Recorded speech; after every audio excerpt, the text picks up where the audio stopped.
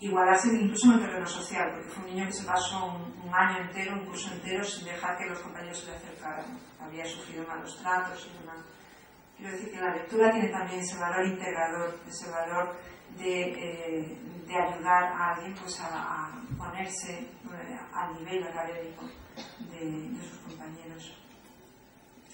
En cuanto a actividades concretas que podríamos realizar, seguro que vosotros conoceréis muchísimas. Yo aquí pues, me he limitado a citar algunas, como el cuaderno de lector. El más conocido es la propuesta de Irene Foncas, que es una propuesta muy estructurada, pero bueno, esto cada profesor, cada bibliotecario lo puede adaptar a las características de su centro. Puede ser desde un cuaderno donde los alumnos van registrando pues, sus sentimientos, lo que le hace sentir el libro, sus expectativas. Pues yo creo que ahora va a pasar esto. Yo creo que a este personaje le va a ocurrir tal cosa. Luego, como esas expectativas se van cumpliendo o no se van cumpliendo. Pueden ir apuntando pues, los libros que le gustaría leer a continuación. Y es una manera pues, diferente de llevar ese registro de la actividad lectora. Esta actividad me parece interesante, la de Pasa el libro de Janet Allen, porque es una forma de enseñar a los jóvenes a elegir lecturas en una biblioteca. Entonces, la actividad consiste en que se le ofrece pues, a los niños un cesto con 20 libros y tienen un par de minutos para analizar cada libro, tienen una tarjeta y entonces ellos se les dan instrucciones para que analicen la cubierta, el título, lean la cuarta de cubierta por detrás, lo ojeen, lean por ejemplo la primera página, lo ojeen un poco, se hagan una idea de qué va el libro y del género, y después de hacerse esa idea que puntúen de 1 a 10 el interés que ellos tienen en leer ese libro. Esto se hace con los 20 libros y luego pues los 3 libros que para ellos sean más interesantes pues son por ejemplo los libros que ellos eligen para leer.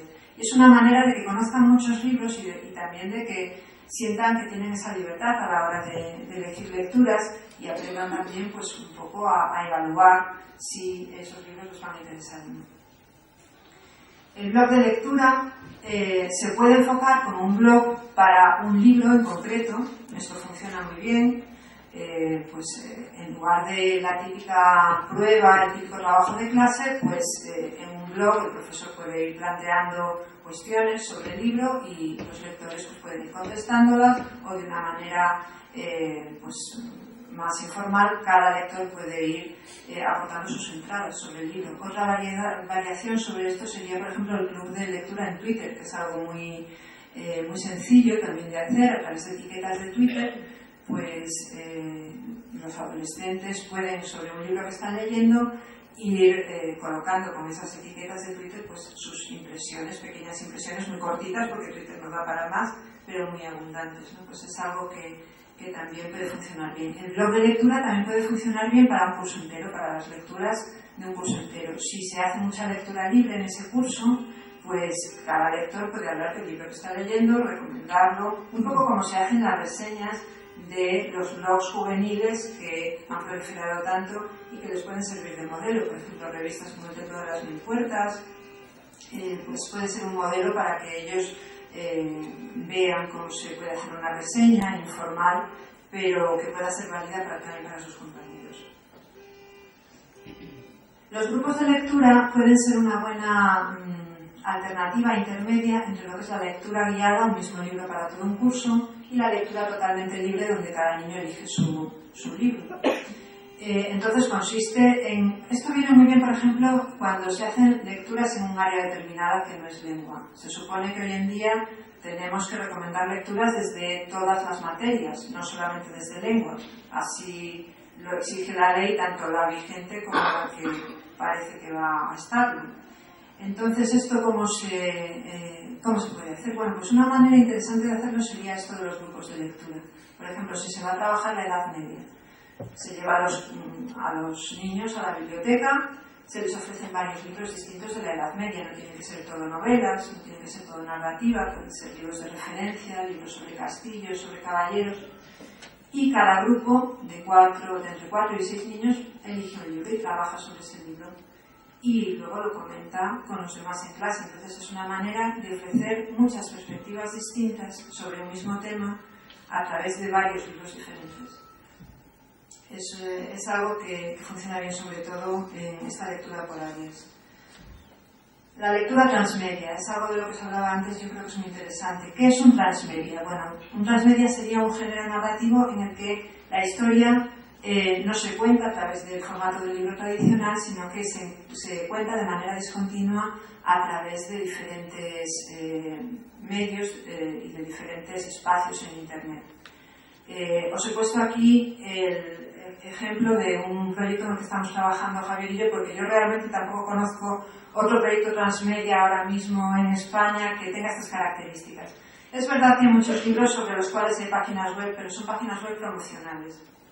Nosotros no estamos hablando de esto. Nosotros estamos hablando de webs que cuentan una historia, pero la cuentan de una manera distinta. Entonces el proyecto este que tenemos nosotros de Odio Rosa, pues son 2 libros que cuentan 2 historias distintas pero entrelazadas, es decir, que hay personajes que salen en las 2 historias, y luego hay otras 2 historias que son tan extensas como los libros, 2 historias de misterio, pero que no se cuentan en ningún libro, se cuentan dispersas en 16 webs diferentes. Entonces están ahí, pero no se leen de la misma manera del libro, se pueden leer en distintos órdenes, y es una manera de complementar la lectura tradicional con una lectura más discontinua y adaptada pues también a lo que la interactividad que nos brindan los nuevos medios, porque también contiene elementos interactivos. Los trabajos de lectura pues se pueden sustituir siempre, como sabéis, por ejemplo, por un anuncio resaltando cuáles son las características del libro que recomendaríais a otro lector, una reseña, como os decía antes, el mapa del lector, que esto puede funcionar bien, por ejemplo, con niños de segundo ciclo, de tercer ciclo, el hacer que plasmen de una manera gráfica el itinerario de la trama, de la historia, representando los conflictos, como obstáculos, representando a los personajes, representando las curvas de la trama.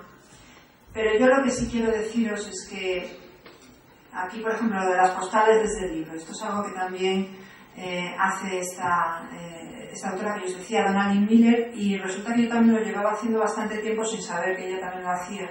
Cuando a mí me pidieron para una colección que tengo que diseñara pruebas de diagnóstico para bueno, al final de los libros, pues yo pedí que se sustituyeran esas pruebas de diagnóstico por una postal que va incluida en el libro, que sirve para que el lector establezca ese diálogo con el autor, o que le mande la postal a otro lector, para establecer esa comunicación entre unos lectores y otros, o entre el lector y el autor. Todas estas actividades creo que pueden ayudar a animar a la lectura.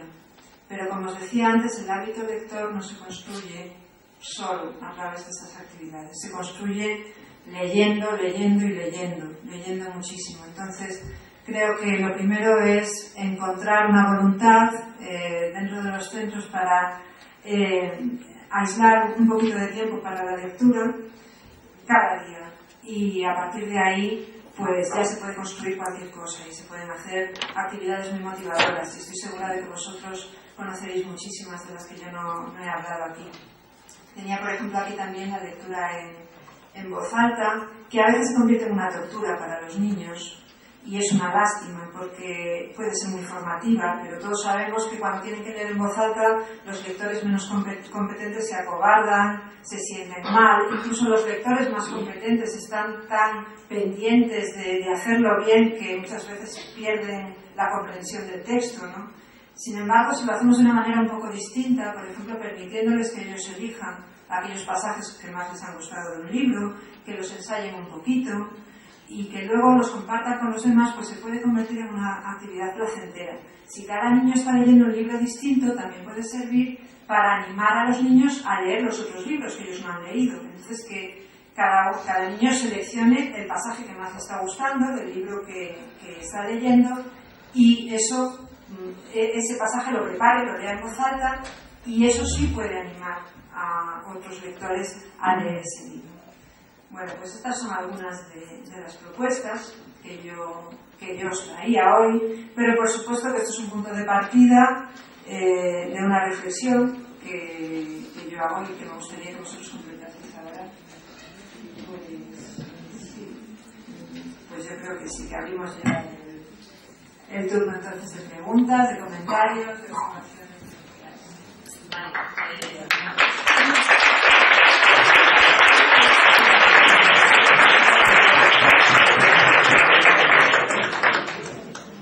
Se abre un turno de preguntas, quedan 10 minutos.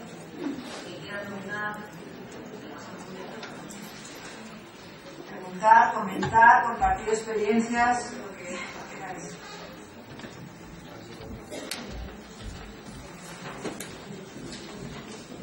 Hola, buenas tardes. Buenas tardes. Mira, respecto a la lectura transmedia, me ha quedado una duda sobre cómo acceden los chicos a esas otras historias que están por la web, que están discontinuas, que están por ahí. ¿Cómo saben ellos cómo buscar? Bueno, en el caso del proyecto que nosotros estamos llevando a cabo, que es con la editorial Oxford, pues hemos intentado que sea un itinerario que ellos siguen, es libre pero no es totalmente aleatorio, es decir, que está más o menos guiado. Hemos procurado también dejar fuera las redes sociales porque con menores es un poco delicado en algunas ocasiones, entonces casi todo está en las webs y también en correos electrónicos en los que ellos se pueden comunicar directamente con nosotros como si nosotros fuéramos los personajes. Con los autores. Claro, entonces hay un punto de partida. El punto de partida es un objeto físico que viene con el libro. En el caso del libro de Odio el Rosa, es una carta de un personaje que cuenta lo que le ha pasado que no se cuenta en el libro. El personaje a mitad del libro desaparece. Se ha ido, no se sabe por qué lo han llevado, parece que lo han castigado por algo, es una chica. Y en la carta ella cuenta a dónde le han llevado y pide ayuda. Dice, por favor, necesito que hagas esto, necesito que mires en esta web, a ver si encuentras la forma de sacarme de aquí. Y ahí empieza el itinerario. Entonces, esa web, después de navegarla, te va a dar algunas respuestas, te van a llevar a otra web, puedes empezar por una, por otra, pero al final está todo ahí y está todo muy vinculado, muy relacionado. En el caso del otro libro, que es el libro de Danidad, que está entrelazado con otra historia, el soporte físico es el primero, que da origen a Transmedia, son unas cartas de un juego de rol. Son unas cartas que están garabateadas por una chica que parece que está un poco loca, ¿no? Y que dice que ella es uno de los personajes de las cartas. Entonces apunta un número de una dirección de correo electrónico, señala un personaje y dice búscame en el blog. Entonces todo esto son unos puntos de anclaje que están en un soporte físico pero te llevan al mundo virtual de internet. No sé si he respondido a tu pregunta. Sí, pero me has explicado muchas más. Pues las que quieras, para eso estamos. Muchas gracias. De nada. Pues estoy viendo de aquí. ¿Alguna pregunta más?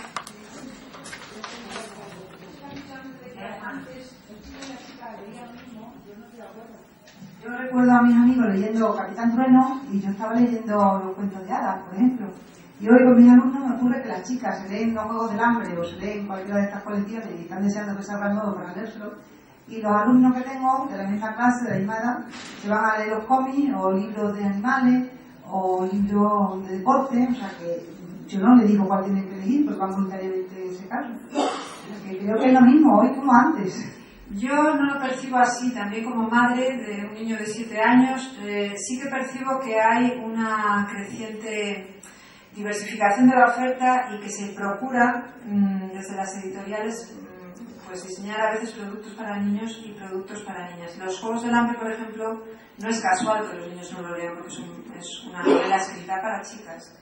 Entonces, aunque pueda parecer lo contrario, Antes de leerlo no lo saben, ellos van directamente a por ese libro. Ningún lo chico saben, porque eso que yo os decía, que esa actividad de pasallibro, ellos ya en la adolescencia la tienen bastante dominada. Además, la lectura también a esas edades es un fenómeno social. No te estoy con esto quitando toda la razón, o sea, sí que lo que tú comentas, por ejemplo, de que los niños se van más a libros de referencia, a libros de animales, también hay que tener en cuenta que hay unos cuantos cursos en los que el nivel hay una gran diferencia, ¿no? en cuanto al desarrollo de los niños y de las niñas, y esto les puede llevar a tener intereses diferentes que por supuesto que es legítimo, pero no creo que es algo que debamos exacerbar, que debamos intensificar aquellos que estamos pues en la posición de guiarnos un poco. Yo creo que al contrario, que es muy enriquecedor.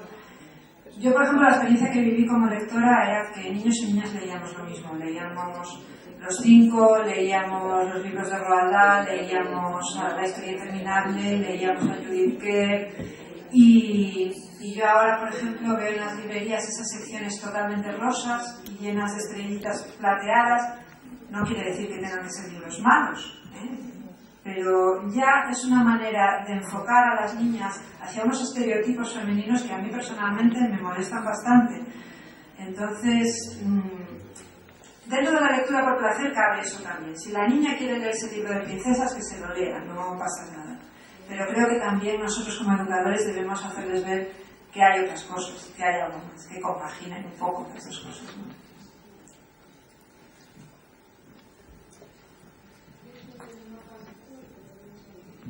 Lo del mapa lector serviría, por ejemplo, pues una vez que los niños han leído una historia, pues que intenten representar gráficamente lo que es el camino del héroe, ¿no? Del protagonista de la historia, qué es lo que le va pasando. Entonces, pues, ¿qué obstáculos encuentra el protagonista? Pues primero él quiere ir a la fiesta, pero no le dejan. Bueno, pues eso sería un obstáculo que lo podemos representar como queramos, ¿no? Entonces, encontrar una manera gráfica de representar ese recorrido que hace el personaje, las subidas cuando las cosas le van bien, las bajadas cuando las cosas no le salen como quieren, sería una manera gráfica de representar ese itinerario. Eso es.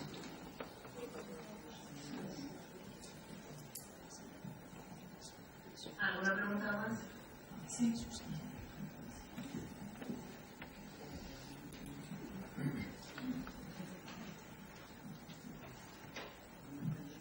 Quizás más que pregunta puede ser una sugerencia para los compañeros. A mí me ha funcionado muy bien, sobre todo para bachillerato, darles una lista de libros abierta, de forma que ellos no se vean restringidos a tener que leer siempre lo mismo, no centralmente tienen que leer a los clásicos, pero hay una serie de autores jóvenes como tú que ahora mismo atraen muchísimo. La verdad es que hay una oferta editorial bárbara. A los chavales les gusta leer si tienen por delante, en vez de una evaluación, como las que hacemos exámenes de un libro, que a mí me parece de todo menos pedagógico, les gusta mucho hacer las presentaciones de un libro. Igual que el autor, que ellos han visto muchas veces ahí al instituto, presenta su libro allí, nosotros hacen preguntas, ellos leen el libro que más les gusta y cuando lo acaban, hacen una presentación del libro delante de los compañeros. Eso arrastra a muchos compañeros a leerse ese libro y además ellos se sienten muy orgullosos de haberse leído, con lo cual les motiva a leer otras cosas más. Y ya te digo, hay muchísimo agarre por obras tuyas, por ejemplo, las de la Torre de la Isla, autoras jóvenes como Laura Gallego, les atraen muchísimo cosas que se están escribiendo ahora y que ellos sepan que los autores están vivos y van a escribir más. Sí, yo coincido contigo en que son actividades que funcionan muy bien con adolescentes y sobre todo con adolescentes también se da una circunstancia y es que los gustos ya empiezan a estar muy definidos. Entonces aquellos a los que les gusta la literatura fantástica, pues a lo mejor una lectura recomendada realista les resulta muy dura. No quiero decir con esto que no tengan que familiarizarse con los géneros, pero bueno, quizá no lo único, ¿no? Mientras que los que optan más por una lectura realista, pues les das una novela de ciencia ficción y les pesa muchísimo. Entonces, como ya están tan definidas las preferencias, yo creo que darles ese margen, como tú dices, pues sí que puede ayudar. Además, en esas edades es cuando más lectores se pierden. Porque muchos niños leen bastante de pequeños y luego cuando llegan a estas edades, pues es cuando empiezan a optar por dejarlo, ¿no? Entonces me parece muy buena idea.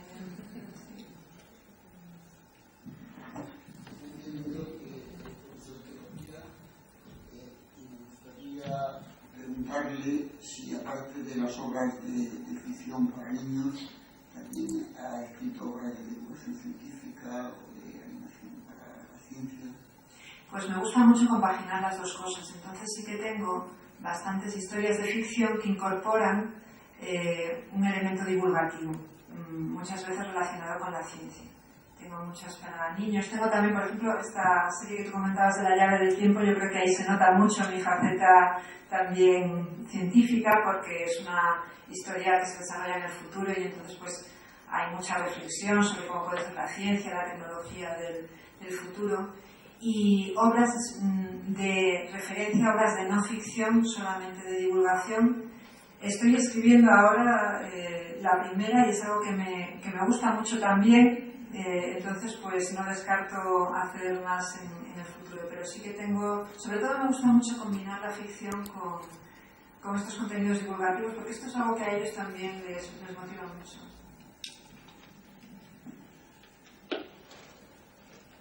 No sé si alguna pregunta más, algún